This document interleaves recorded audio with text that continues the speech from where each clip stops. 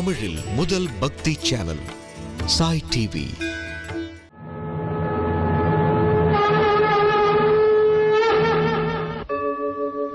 यदा यदा हि धर्मस्य ग्लानिर्भवति भारत अभ्युत्थानम् अधर्मस्य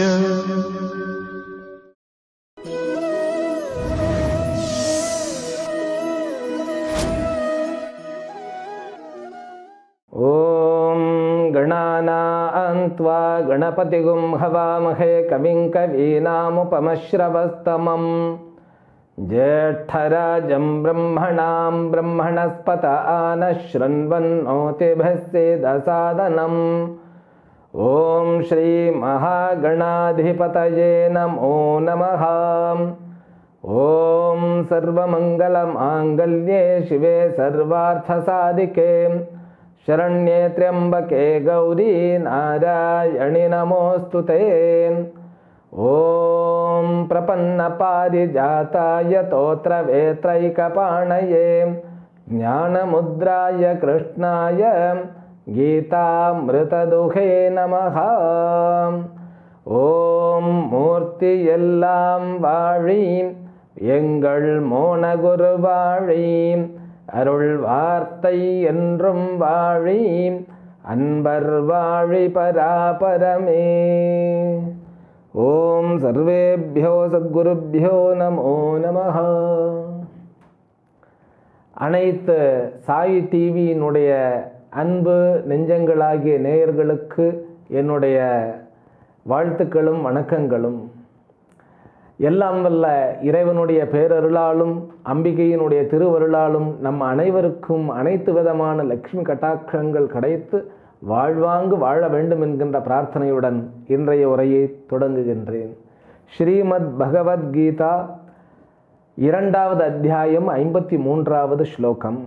ஸ்ரீ பகவான் உவாச ஸ்ருதி விப்ரதிபன்னாதே யதா ஸ்தாஸ்யதி நிஷ்சலா சமாதாவச்சலா புத்தி ததா யோகமவாப்ஸ்யசி.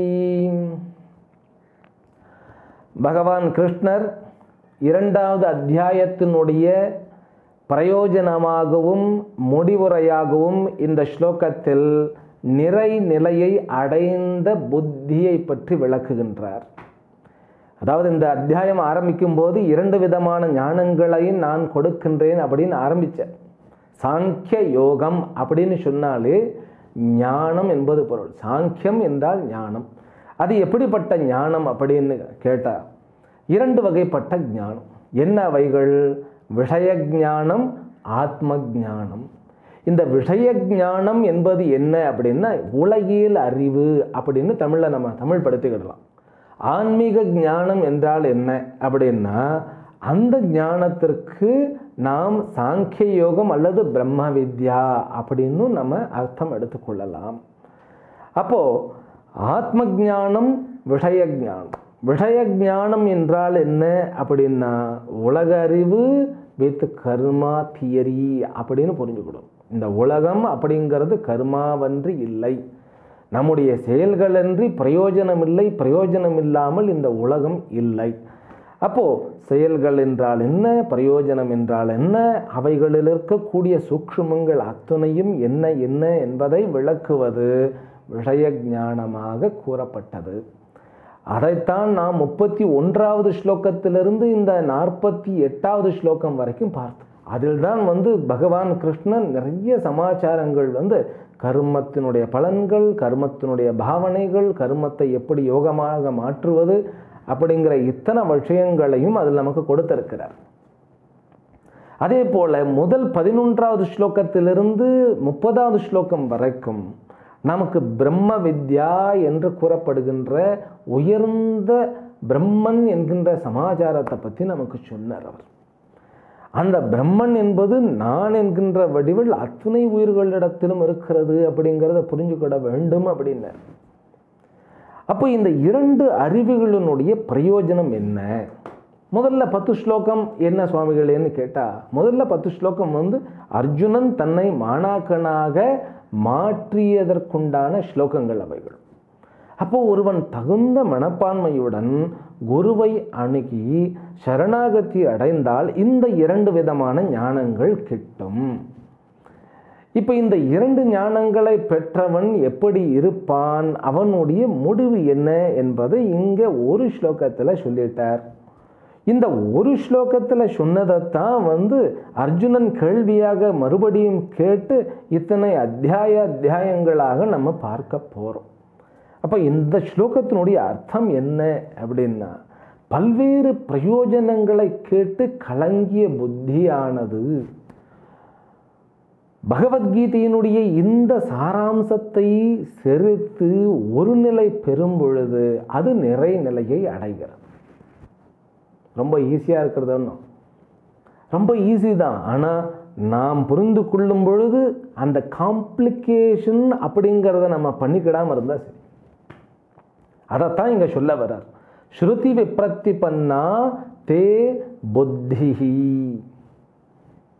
கலங்கிய புத்தி. ஆன்மீகத்திற்கு வந்த பிறகும் எந்த வழியை பின்பற்றுவது, கர்மயோகத்தை செய்கிறதா, ஞான யோகத்தை செய்கிறதா, பக்தி யோகத்தை செய்கிறதா, ராஜயோகத்தை செய்கிறதான்னு ஒரு குழப்பம். வாழ்க்கையில் எதை வெற்றியாக நான் கொள்ளுவது அப்படிங்கிறதுலே குழப்பம்.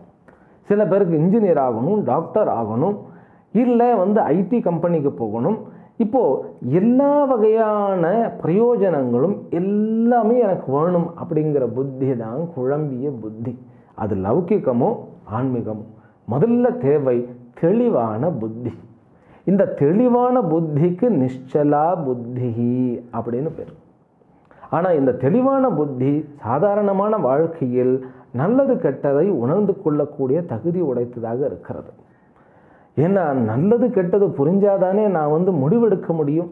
வாழ்க்கை என்பது ஒவ்வொரு க்ஷணமும் முடிவெடுக்கக்கூடிய திறனை பயன்படுத்துவது தான். அந்த முடிவெடுக்கக்கூடிய புத்தி தெளிவாக இருக்க வேண்டும் இல்லையா? அந்த தெளிவான புத்தி கர்மயோகத்தினால் வந்தடையும். அதுவே சமாதௌ அச்சலா புத்திஹி ஸ்தித்வா ஸ்தாஸ்யசி ததனந்தரம் யோகம் அவாப்சியசி. அவர் சொல்கிறார், எப்பொழுது உன்னுடைய புத்தியானது கர்மயோகத்தின் மூலமாக நிலை பெறுகிறதோ, கர்மயோகத்தின் மூலமாக தகுதி பெற்று ஞான யோகத்தில் நிலை பெறுகிறதோ, அப்பொழுது அந்த புத்தியானது யோகத்தை அடைகிறது. இந்த இடத்தில் யோகம் என்பது சித்தசுத்தி மற்றும் மோட்சம் ஆகிய 2ஐயும் குறிக்கிறது. இந்த டெக்னிக்கல் டேர்ம் சித்தசுத்தின்னா என்ன சார் அப்படின்னு கேட்டால், மன தூய்மை. மன தூய்மை எதற்காக அப்படின்னா, ஞானத்தை சம்பாதிப்பதற்காக, ஞானத்தை அசிமிலேஷன் பண்ணுறதுக்காக. ஞானம் என்பது என்ன அப்படின்னு கேள்வி கேட்டோம்னா, நான் என்கின்ற வஸ்துவும் பிரம்மன் என்கின்ற வஸ்துவும் ஒன்றே என்கின்ற ஞானம். இன்னும் சுருக்கமாக சொல்லப்போனால் மகா வாக்கியத்தினுடைய தாத்பரியம்தான் ஞானம் என்று கூறப்படுகிறது. மகா வாக்கியம் என்ன கூறுகிறதுன்னு கேட்டால், நீயே அதுவாக இருக்கிறாய் அப்படிங்கிறது. அந்த மகா வாக்கியத்தினுடைய சாராம்சத்தை புரிந்து கொள்ளும் பொழுது துக்கம் அனைத்தும் விலகி சுகமும் பரமானந்தமுமே நிலை பெறுகிறது. அதைத்தான் சொல்கிறார், யோகம் அவாப்சியசி அப்படின்னாக்கா மோட்சத்தை அடைகிறாய், நிலையை அடைகிறாய், இறுதியான நிலை பேரை அடைகிறாய், வீடு பேரை அடைகிறாய். எதன் மூலமாக அப்படின்னாக்கா சமாதியில் நிலை பெற்ற புத்தியின் மூலமாக. சமாதியில் எப்படிப்பட்ட புத்தி நிலை பெறும் அப்படின்னாக்கா, களங்கமற்ற கல்மிஷமல்லாத புத்தியின் மூலமாக. இதைத்தான் அவர் சொல்கிறார். சாஸ்திரத்தினுடைய பிரயோஜனம் என்ன அப்படிங்கிறத இங்கே புரிய வச்சுட்டார். சொல்லப்போனால் அனைத்து சாஸ்திரங்களுடைய பிரயோஜனமே இதுதான். தெளிவான புத்தி, முடிவெடுக்கக்கூடிய தகுதி படைத்த புத்தி, தர்ம அதர்மங்களை புரிந்து கொள்ளக்கூடிய புத்தி, தர்மத்தை விட்டு விலகாத புத்தி, அதர்மத்தில் நிலை பெறாத புத்தி. அதாவது ஒரு மனதில் கெட்ட எண்ணங்களும், அதாவது தகாத முறையற்ற எண்ணங்களும் முறையான எண்ணங்களும் ஒருங்கே அமையப்பெறுகிறது. 2 எண்ணங்களும் ஒரே இடத்துல தான் நடக்கிறது. ஆனால் எதை வச்சுட்டு நான் வாழ்க்கையில் முன்னேறணும் அப்படிங்கிறது அந்த முடிவெடுக்கக்கூடிய புத்தியிலும் முடிவெடுப்பவனுடைய கையிலும் தான் இருக்கிறது. அதனால தான் இந்த புத்தி என்ன என்றால் அதர்மத்தை நீக்கி தர்மத்தில் நிலை பெற்ற அந்த தகுதி படைத்த புத்தி. ஏன்னா மனசில் தான் தர்மமும் இருக்கிறது, அதர்மமும் இருக்கிறது. மனதில் தான் தோன்றுகிறது. சொல்லுவாங்க இல்லையா, நஞ்சும் அமுதும் ஒரே மண்ணில் தான் அப்படிங்கிற மாதிரி தர்மமும் அதர்மமும் ஒரே மனதில் தான் தோன்றுகின்றன. இப்போ இந்த தர்மமும் அதர்மமும் தோன்றும் போது அதர்மத்திலிருந்து விலகி தர்மத்திலேயே தன்னை ஈடுபடுத்துகின்ற தெளிவு முதலில் வேண்டும். அப்படிப்பட்ட புத்திக்கு விவேக புத்தி, வைராக்கியத்தை அடைந்த புத்தி என்பது பொருள். அதர்மம் என்றால் என்ன? அது நிலையற்றது. தர்மமே நிலையானது என்று கருதி அதில் நிலை பெற்ற புத்தி, அதுவும் யோகம் அப்படின்னு தான் சொல்லப்படுகிறது. பிறகு வைராகியத்து நிலை பெற்று ஞானத்தை உணர்ந்து கடவுள் என்றால் யார் அப்படிங்கிறத உணர்ந்து சம்சார ரோகம் என்று கூறப்படுகின்ற பவசாகரத்திலிருந்து விலகிய புத்தி, நிம்மதியான மனசும் புத்தியும் சமாதி என்று கூறப்படுகிறது. அப்படிப்பட்ட சமாதியை அடைந்து நிறைநிலையை உணர்ந்து தன்னில் தானாக இருந்து யோகம் என்று கூறப்படுகின்ற மோட்சம் என்பதை அடைவதே சாஸ்திரத்தினுடைய குறிக்கோள். அதை நீ அடைவாய் அப்படின்னு சொல்லி முடிக்கிறார். இப்படி சொல்லி முடித்த உடனே நமக்கு எப்படி இருக்கிறதுன்னு கேட்டால், அதாவது புரிந்தும் புரியாததும் அப்புறம் தெரிந்தும் தெரியாமலும் ஒரே குழப்பமாக இருக்கிற மாதிரி தோன்றது இல்லையா? அதே மாதிரி தான் அர்ஜுனனுக்கும் தோன்றியது. ஆனால் அந்த அர்ஜுனன் அப்படியே அதை சொல்லலை. அவர் என்ன பண்ணிட்டார் அப்படின்னு கேட்டால், ரொம்ப அப்படியே டீசெண்டாக வேறு மாதிரி கேட்குறார். எப்படி அப்படிங்கிறத பார்ப்போம். அர்ஜுன உவாச்ச ஸ்தித பிரஜ்ஞஸ்ய கா பாஷா சமாதிஸ்தஸ்ய கேசவ ஸ்திததேஹ் கிம் பிரபாஷயத கிமாசீத வ்ரஜேத கிம். அவர் சொல்றார், அதாவது ஞானியினுடைய நடை உடை பாவனைகள் எப்படி இருக்கும்? சுருக்கமாக சொல்ல போனால் அதுதான் கேள்வி. ஞானியினுடைய நடை உடை பாவனைகள் எப்படி இருக்கும்? சமாதியில் நிலை பெற்ற புத்தியை கொண்டவன் ஸ்தித பிரஜ்ஞன் என்று அழைக்கப்படுகிறான். அப்படிப்பட்ட ஸ்தித பிரஜ்ஞனுடைய பாஷை எப்படி இருக்கும்? அவனுடைய பேச்சு எப்படி இருக்கும்? நமக்கு சுருக்கமாக சொன்னோம்னாக்கா, ஞான நிலையை பெற்ற ஞானியினுடைய பாஷை எப்படி இருக்கும்? பாஷைன்னாக்கா என்ன மொழியில் பேசுவான் அப்படிங்கிறதில்ல, எதை பற்றி பேசுவான். நம்ம பேசினா எதை பற்றி பேசுவோம்?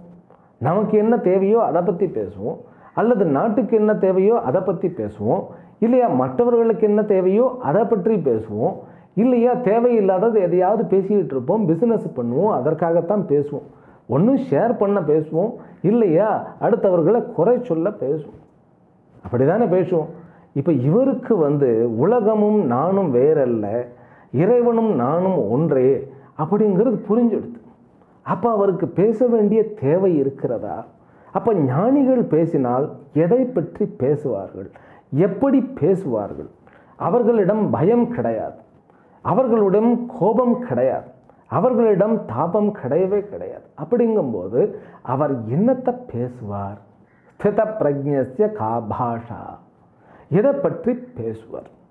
ஏன்னா அவர் சொல்லும் போதே சமாதிஸ்தஸ்ய ஸ்தித பிரஜ்ஞஸ்ய கா பாஷா அப்படின்னார். சமாதியில் நிலை பெற்ற, நிறைநிலையில் நிலை பெற்ற யோகியினுடைய ஞானியினுடைய பேச்சு எப்படிப்பட்டதாக அமைந்திருக்கும்? பிறகு ஸ்திததீஹி கிம் பிரபாஷயத, அவருடைய பேச்சினுடைய நடைமுறை எப்படி இருக்கும்? அவருடைய வாழ்க்கையினுடைய நடவடிக்கைகள் எப்படி இருக்கும்? கிமாசீத வ்ரஜேத கிம், அவர் எப்படி பேசுவார், எப்படி அமருவார், எப்படி நடப்பார், அவருடைய வாழ்க்கை எப்படிப்பட்டதாக அமைந்திருக்கும் அப்படின்னு ஒட்டுமொத்தமாக கேட்டுட்டார். இவருடைய நோக்கம் என்ன அப்படின்னா, சாஸ்திரத்தை படித்தா என்ன பிரயோஜனம் கிடைக்கும்னு சொல்லி கடைசி ஸ்லோகத்தில் சொன்னது இல்லையோ, அது புரியலை. அது எப்படி புரிந்து கொள்வது, எனக்கு புரியலை அப்படின்னு சொல்கிறதுக்கு அவருக்கு மனம் இல்லை. அதனால் அவர் என்ன மாதிரியான ஞானியினுடைய நடவடிக்கைகள் பிரயோஜனமாக அமைந்திருக்கிறது அப்படிங்கிறத புரிந்து கொள்வதன் மூலமாக நம்முடைய சந்தேகங்களை போக்கிக் கொள்ளலாம் அப்படின்னு சொல்லி ஆரம்பிச்சுட்டார் அர்ஜுனன். அதனால தான் கேள்வியை ரொம்ப இன்டெலிஜென்ட்டாக கேட்டார். ஞானியினுடைய நடவடிக்கைகள் எப்படி இருக்கும்? சுருக்கமாக சொல்ல போனால் அதுதான். நிறைய பேருக்கு அதுவே கன்ஃபியூஷன். ஞான நிலையை அடைஞ்சுட்டா சில பேர் பேசுகிறத பார்த்து எழுனாக்கா அப்படியே மேலே இருந்து கீழே இந்த சொல்லுவாங்களே யானை மேலே போகிறவனை சுண்ணாம்பு கேட்குற கதை மாதிரி இருக்கும். சில பேர் நானே பார்த்துருக்கேன். சுவாமிகள் எங்கேருந்து வரேள் அப்படின்னு கேட்டால் இந்த சரீரமானது இமயமலையிலிருந்து வருகிறது அப்படின்னு சொல்லி இப்படி தான் பேசணும். ஞானிகள் அப்படின்னா இப்படி தான் பேசணும்னு ஒரு எதிர்பார்ப்பு இருக்கிறது. அந்த மாதிரி தான் பேசுவார்களா அப்படின்னு சொல்லி இவர் கேள்வியாக கேட்குறார். ஏன்னா உண்மையை உணர்ந்த ஞானி, அனைவரையும் ஈஸ்வரனாக பார்க்கின்ற ஞானியினுடைய விவகாரங்கள் எப்படி அமைந்திருக்கும் அப்படிங்கிறது ஒரு பெரிய சமாச்சாரம். இதை எப்படி சொல்கிறதுன்னாக்கா இது இப்படியா அப்படியான்னு சொல்ல முடியாது இல்லையா? ஏன்னா ஞான நிலை அப்படிங்கிறது ஒவ்வொருத்தருக்கும் அவருக்கு மட்டுமே அனுபவமாகிய ஒரு விஷயம். அதை எப்படி பகவான் சொல்லுகிறார் அப்படிங்கிறத பார்ப்போம் நம்ம. ஸ்ரீ பகவான் உவாச்ச பிரஜஹாதி யதா காமான் சர்வான் பார்த்த மனோகதான் ஆத்மன் ஏவாத்மனா துஷ்டஹ ஸ்தித பிரஜ்ஞஸ்ததோச்யதே.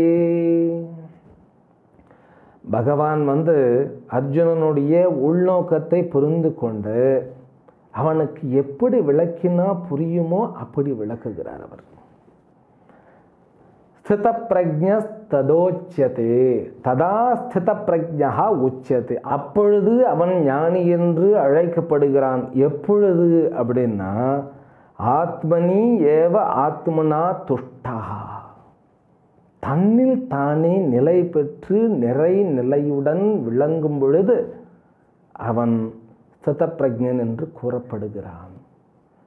நமக்கு ஒன்றும் புரியலையே சுவாமிகளே அப்படின்னா, தன்னுடைய சந்தோஷத்திற்காக தன்னுடைய சரீரம் மனம் புத்தியையும் சாராமல், உலகத்தில் இருக்கக்கூடிய எந்த வஸ்துக்களையும் சார்ந்திராமல், வெளியில் நடக்கக்கூடிய நிகழ்வுகளையும் சார்ந்திராமல், மேலும் எதிர்காலத்தை பற்றியும் யோசனை செய்யாமல் கவலைப்படாமல், கடந்த காலத்தையும் சார்ந்திருக்காமல் கவலைப்படாமல், நிகழ்காலத்தில் தன்னில் தானாக வீட்டிருந்து சாதாரணமான மனநிலையில் ஆனந்தமாக இருப்பவனே ஞானி அப்படின்னு முதல்ல டெஃபினேஷன் கொடுத்துட்டார். ஆத்மனி ஆத்மனா துஷ்டா. ஆத்மனின்னாக்கா தன்னில் தானே, ஆத்மனான்னா தானே தன்னில் நிலை பெற்று எந்த வெளி சமாச்சாரங்களையும் சார்ந்திருக்காமல். ஏன்னா வெளியில் நடக்கிற சமாச்சாரங்கள்லாம் ஒரே மாதிரி நடக்கும்னு சொல்ல முடியாது.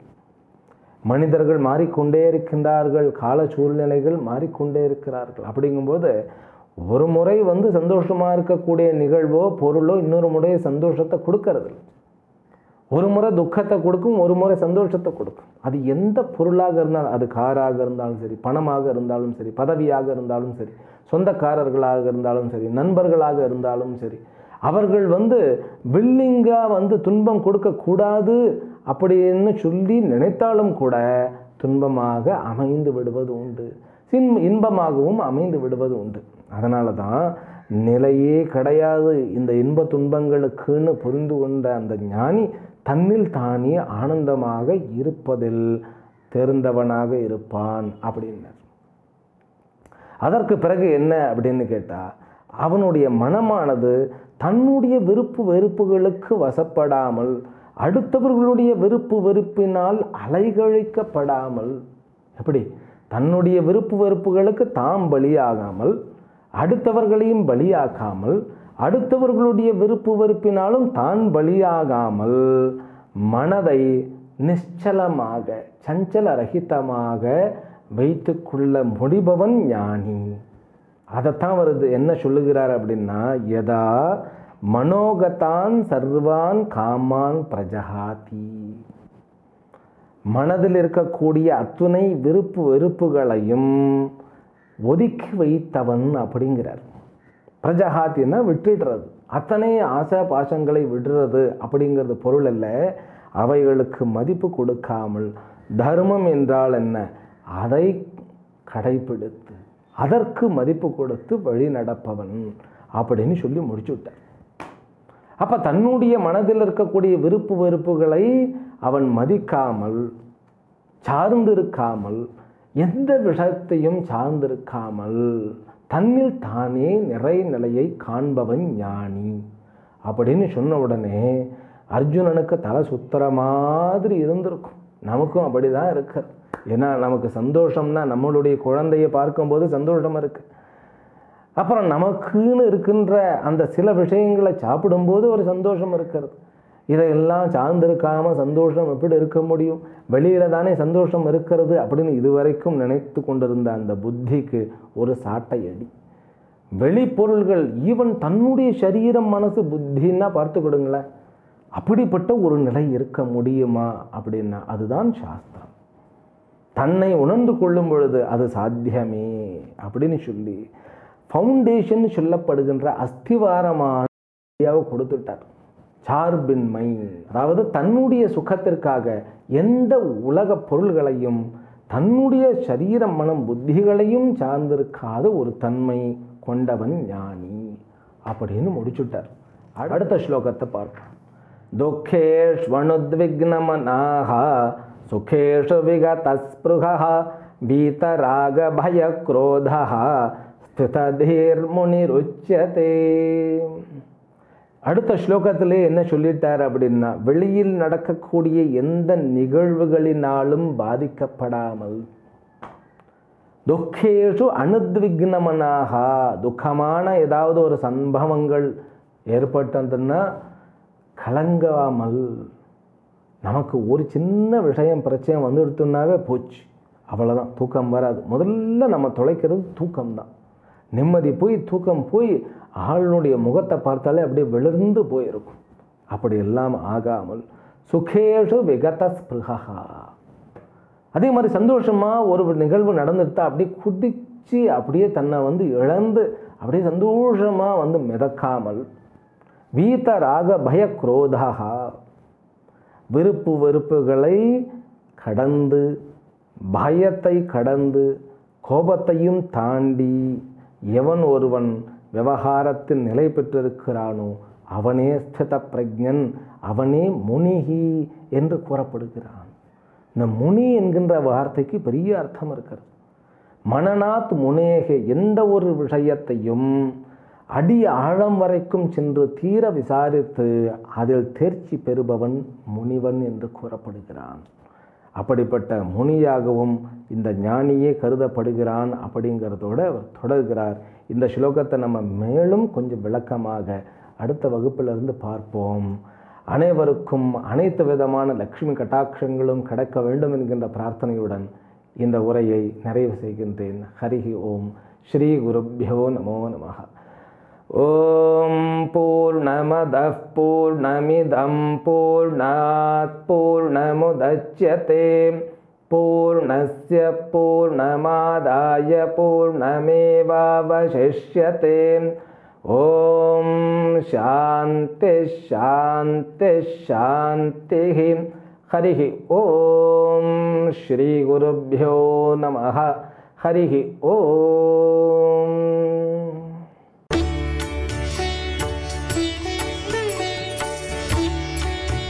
தமிழில் முதல் பக்தி சேனல் சாய் டிவி.